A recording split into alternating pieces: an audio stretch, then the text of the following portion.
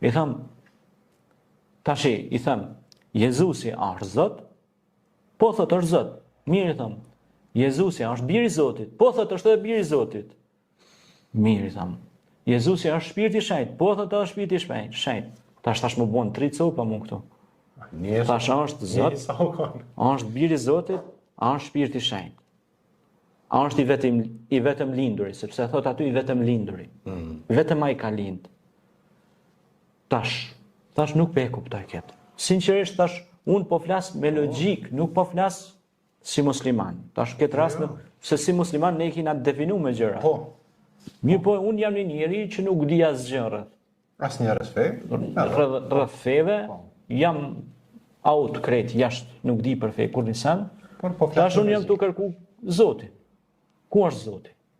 E tash e pyes. Po ky thot është Zotin, i pikturum. Sham Jezus. Thëm, ky që ka Zoti, po. Mirë. Mirë pra, Zoti që ka u pranoj. Jo thot është edhe biri i Zotit. Aha, diçka këtu s'po shkon. Logjik. Po. Diçka s'po shkon. Jo, është edhe biri i Zotit, po është edhe shpirt.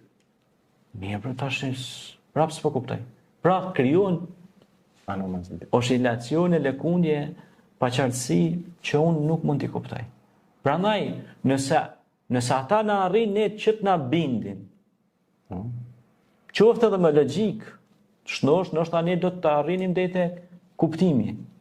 Por prap ka një pakuptimsi edhe në spektrin logjik. E mos fina në spektrin tani çështja e Islamit i ka definuar gjërat normal, ka qartësu. Se Zoti as nuk han, as nuk pin, nuk flen, nuk e kap kotja. Ai është i parë që s'ka fillim i fundit, që s'ka mbarim.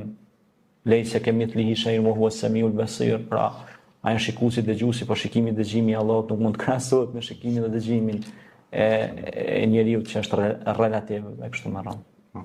Kjo është. Sakt. Mirë.